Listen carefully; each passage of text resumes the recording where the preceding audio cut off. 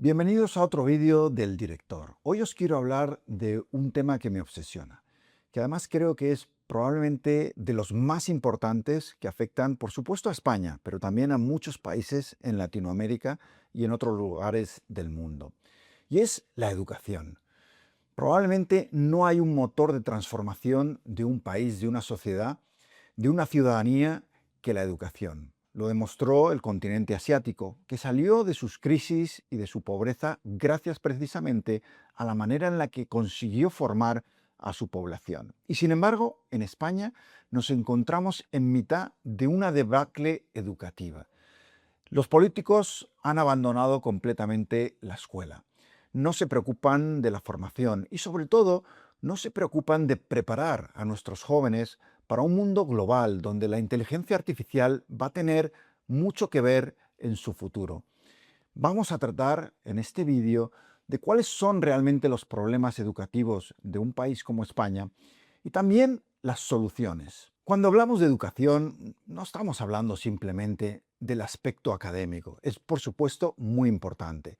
Los estudiantes españoles se están quedando rezagados en comprensión lectora, en matemáticas, en prácticamente todas las materias con respecto a los países de nuestro entorno. No digamos ya respecto a los países asiáticos que son punteros o los del norte de Europa, Finlandia, Noruega, Suecia. Pero aparte del aspecto académico, que es el primero que vamos a tratar, luego quiero hablaros también de la educación cívica, porque también nos encontramos ante una gran crisis de civismo y de comportamiento general de la población española muchas veces, que yo creo que lo vemos trasladado todos los días a esas tertulias de televisión, a ese parlamento, donde los políticos, que son los primeros que deberían dar ejemplo, hacen justo lo contrario. Pero vayamos primero al aspecto académico. En España el sistema educativo se ha quedado anclado en el siglo XIX. Hablamos de un modelo donde se le pide a los estudiantes que memoricen y memoricen y memoricen, y luego se les examina. Probablemente hay pocos sistemas en el mundo donde se hagan más test, más exámenes. Lo que se ha dejado de lado es el espíritu crítico, la creatividad, el que los estudiantes piensen por sí mismos, el fomentar, por ejemplo, la lectura no desde el aspecto memorístico, sino el intentar comprender aquello que están leyendo. Ponemos, por ejemplo, la lengua, una asignatura que yo odié siempre, y fijaos que al final me convertí en escritor y en periodista, es decir, las palabras han sido mi medio de trabajo. Y sin embargo, ya en mi época de estudiante, de alumno, desde primaria, viví un sistema que hoy sigue prácticamente intacto, que lo que hace es fomentar el odio a la lectura. Hoy, según todos los estudios, un tercio de los alumnos en España tienen problemas de comprensión lectora. Estamos en niveles muy por debajo de esos países que citaba antes, donde hay sistemas educativos mucho más efectivos.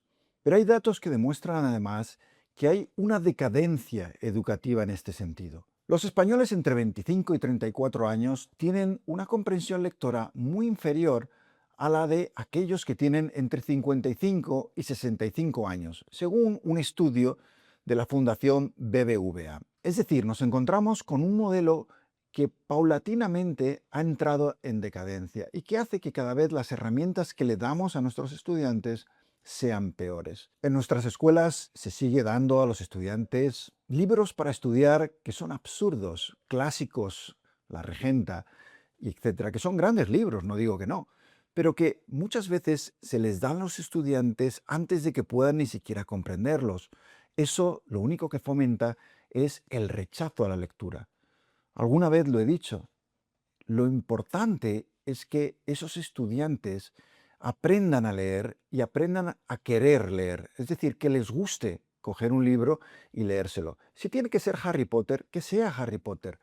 Una vez has fomentado la lectura, pueden ir a otras lecturas mucho más profundas, más maduras, según vayan creciendo en edad. El currículum muchas veces también fomenta la semántica, la gramática, que por supuesto también es importante, pero mucho más importante es que puedan comprender un texto, que se debata en las clases, que puedan leer autores y cosas que luego generen un debate y un espíritu crítico en esos estudiantes. Ahora mismo volvemos con el vídeo que estoy seguro que os está interesando mucho. Quería hablaros de la inteligencia artificial y de nuestro patrocinador de hoy. Todos estáis ya utilizándola, pero una cosa es usar la inteligencia artificial y otra es implementarla en tu trabajo, en tu vida y que te haga más productivo y mejor en todo aquello que emprendas. Visual Business School, la escuela de negocios de Visual Factory, tiene un programa hecho para ti. Es un máster 100% online y en directo con profesionales que están en activo en algunas de las empresas y multinacionales de mayor éxito del mundo,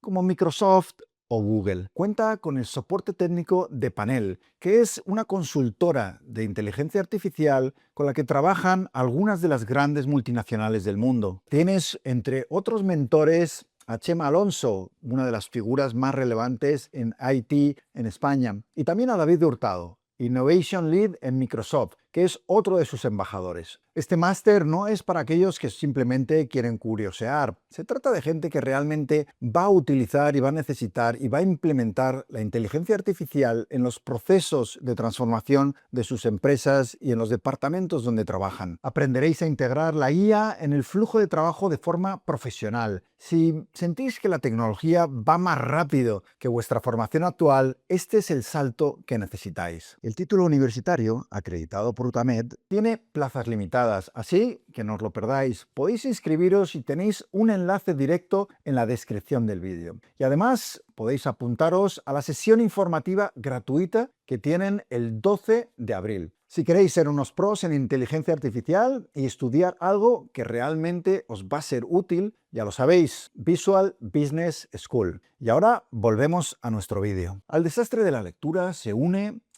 el abandono prácticamente completo de las humanidades, que se estudian también de forma robótica o van siendo marginados en los planes de estudios. Y uno podría preguntarse, oye, filosofía, por ejemplo. Bueno, es una asignatura que una de las cosas que hace es provocar el pensamiento. Y dices, bueno, a lo mejor se sacrifica en pos de la tecnología, ¿no? De que los estudiantes pasen más tiempo utilizando herramientas que van a ser fundamentales en el futuro de sus carreras laborales. Pero la realidad es que ni siquiera es eso. Se está sustituyendo la humanidad, el pensamiento, y ni siquiera se está reemplazando por esas herramientas tan necesarias de tecnología. Os voy a poner un ejemplo concreto que conozco personalmente, y es de un colegio concertado que de repente decidió en Madrid que tenían que modernizarse. ¿Qué hicieron? Cogieron todos los planes de estudio que ya tenían y sin cambiarles una coma, decidieron que los alumnos a partir de entonces lo iban a estudiar en sus tabletas digitales. Resultado, bueno, más distracciones, muchos alumnos que en vez de estudiar lo que hacían era conectarse en las tabletas, que se habían convertido en la herramienta obligatoria para hacer todos los ejercicios, todos los estudios y los exámenes. Es realmente absurdo.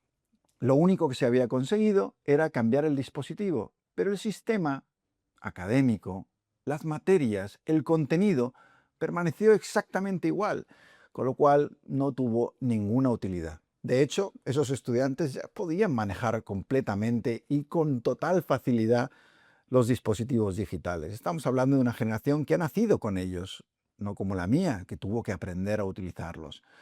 ¿Qué sentido puede tener el trasladar el sistema educativo, el modelo del siglo XIX, e implantarlo en un iPad?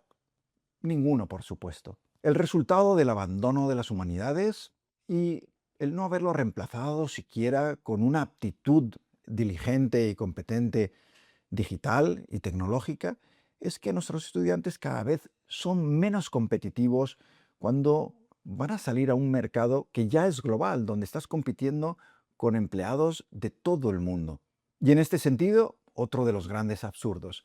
Los estudiantes españoles todavía, en una gran cantidad, siguen saliendo y graduándose en la universidad sin hablar inglés, que es el idioma global, el idioma de los negocios, el idioma de la diplomacia internacional, el idioma que se va a necesitar en el futuro y ya en el presente si quieres interactuar con personas de otros países, de otras sociedades. ¿Quieres que tu hijo salga hablando inglés?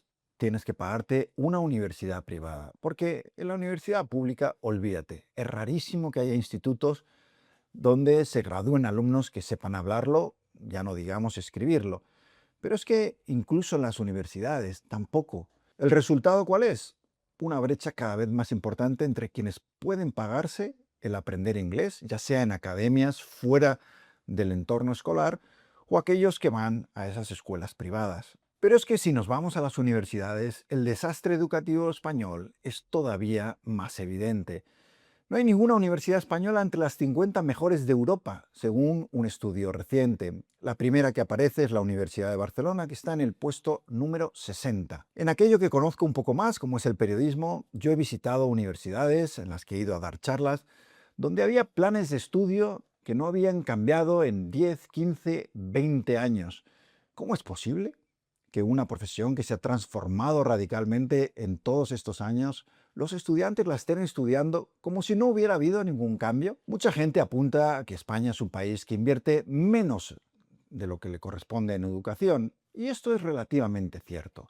Estamos en un 4,3, a veces 4,5 e incluso 4,9 en un buen año en inversión en comparación con el Producto Interior Bruto del país.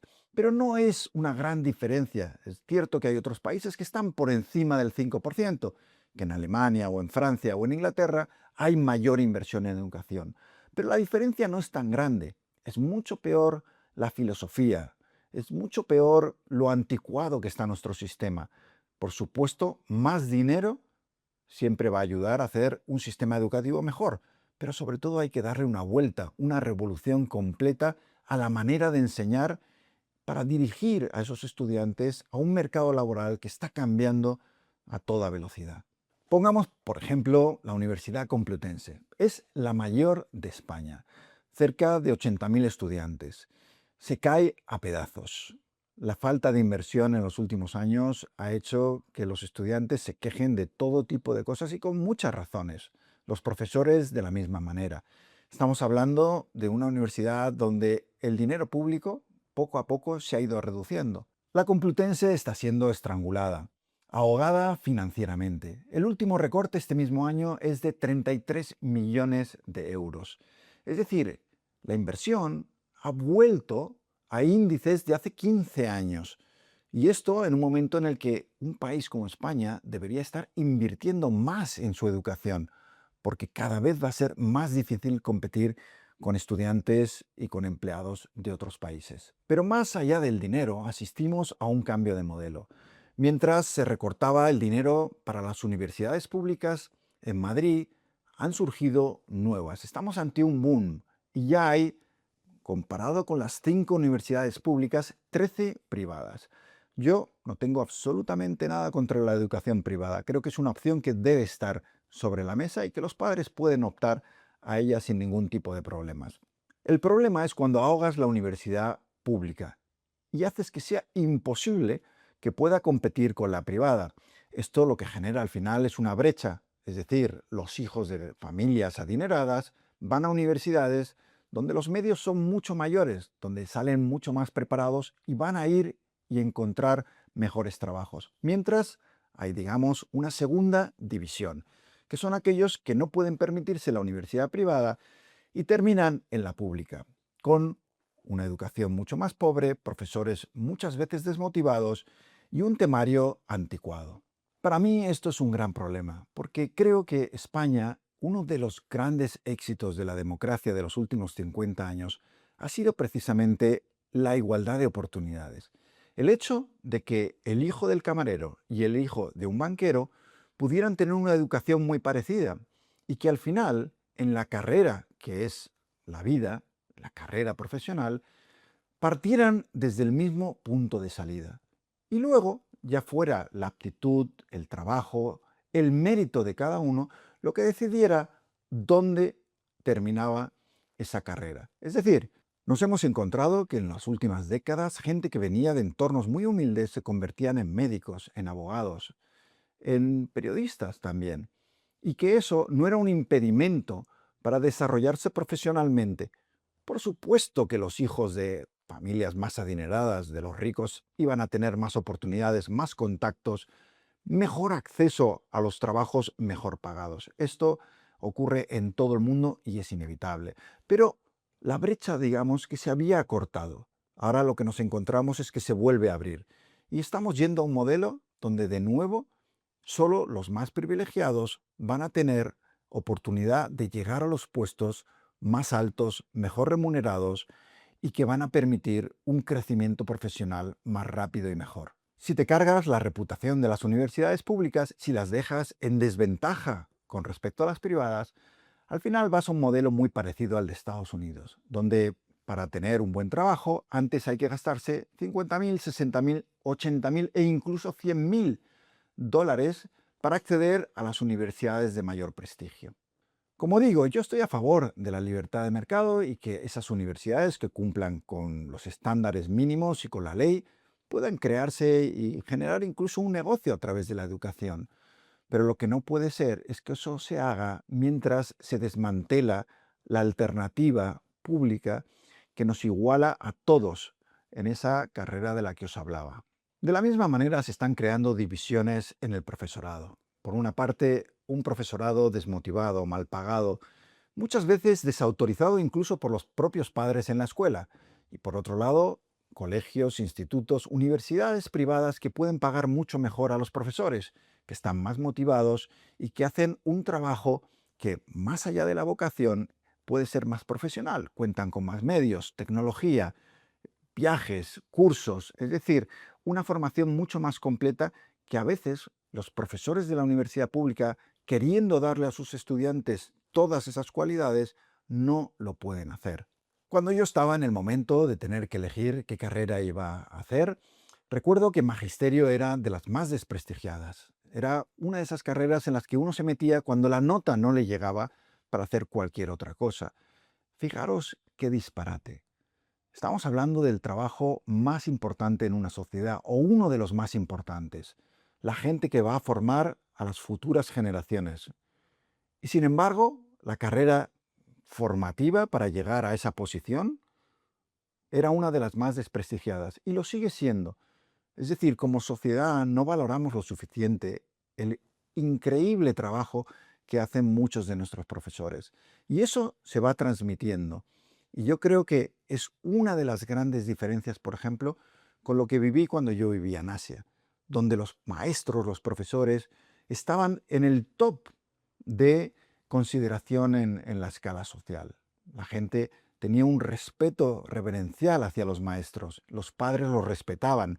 Jamás veías circunstancias como las que ves ahora en España, donde muchas veces son los propios padres los que desautorizan a los profesores. Cuando su hijo se mete en un problema, en vez de darle la razón al profesor, se la dan al alumno. Y precisamente porque en el continente asiático los profesores son respetados, también son en muchos países profesiones muy bien pagadas. Ocurre en Taiwán, ocurre cada vez más en China. En Singapur llegué a conocer a profesores de universidad que habían dejado grandes puestos de responsabilidad en empresas para dar clases, a veces cobrando hasta $1.000.000. Haceros una idea, ¿no? $1.000.000, cuando muchas veces aquí en España tenemos profesores que cobran una miseria. Es el caso, por ejemplo, de los profesores asociados. Este es un modelo que tiene sentido, porque lo que permite es, más allá de los funcionarios de las universidades, por ejemplo, que llevan muchos años allí, el incorporar a las universidades a gente profesional que podría estar dando clase en las universidades y que tienen más contacto con el mundo laboral. Pues bien, los contratos de profesores asociados a veces llegan a los 300, 400 euros. ¿Quién va a trabajar por esa cantidad? Prácticamente nadie. Solo alguien que tenga una vocación loca por la enseñanza estaría dispuesto a aceptar esos salarios tan ridículos. Si queremos que, al igual que en Singapur, los profesionales del sector privado quieran dar clases, necesitamos pagarlos. Pero por supuesto, esto no lo pueden hacer las universidades públicas, que como decía, están siendo ahogadas y que cada vez tienen menos fondos. Y las universidades privadas, algunas empiezan a hacerlo, pero otras tampoco tienen excesivo interés. Quizá no hay mejor ejemplo de lo que es un sistema educativo que transforma un país que el de Japón. Los gobernantes nipones vieron en el siglo XIX que tenían un problema.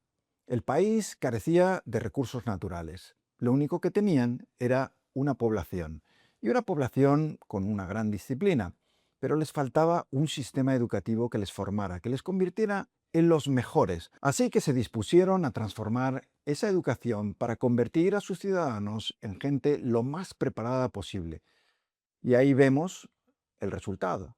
Un país que se convirtió en la segunda potencia mundial, que ha salido y ha renacido cada vez que ha entrado en grandes desastres. Por ejemplo, tras la Segunda Guerra Mundial, que se convirtió en la segunda potencia económica, pero también en una de las sociedades tecnológicamente más avanzadas del mundo.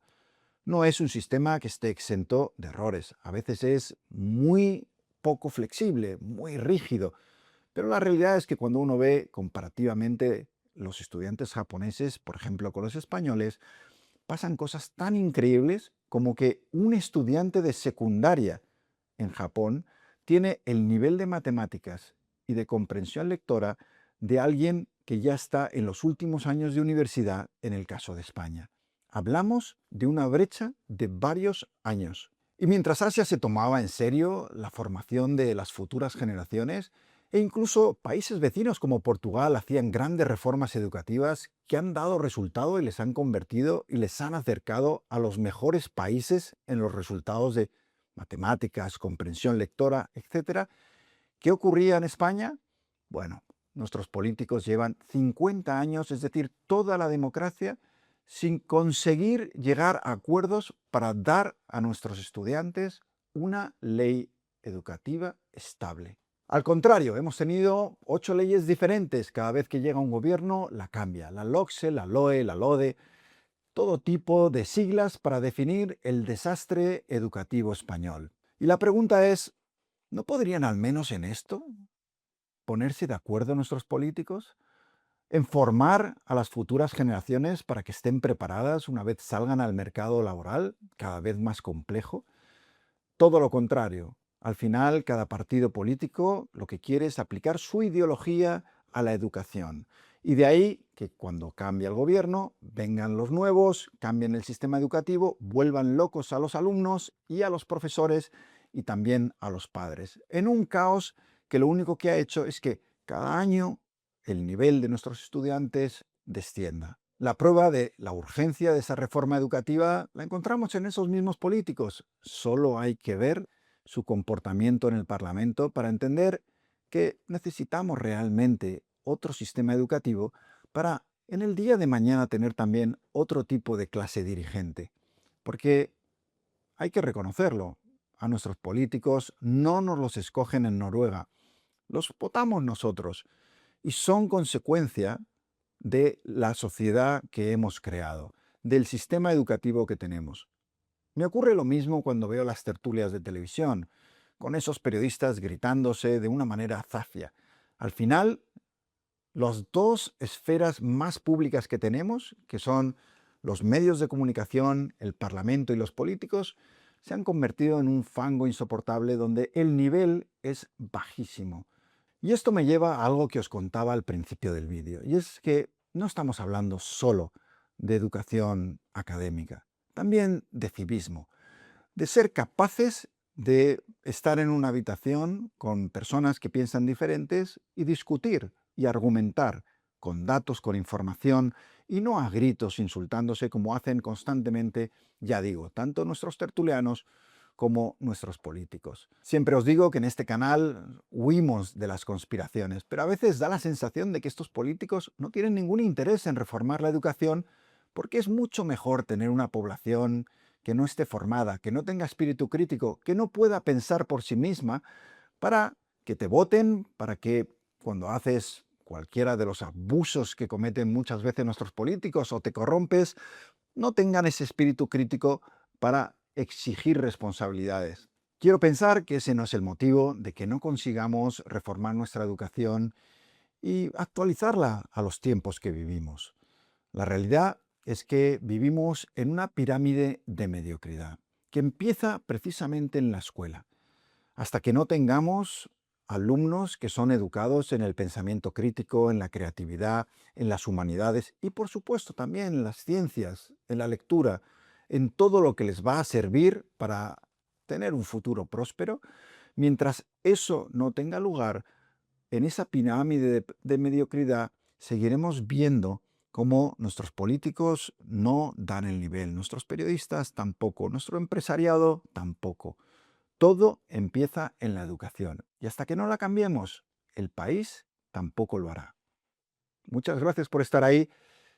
No os olvidéis, hay que suscribirse al canal y recibiréis las notificaciones cuando saquemos otro vídeo y los podcasts, por cierto, que vienen personajes muy interesantes al director. Hasta pronto.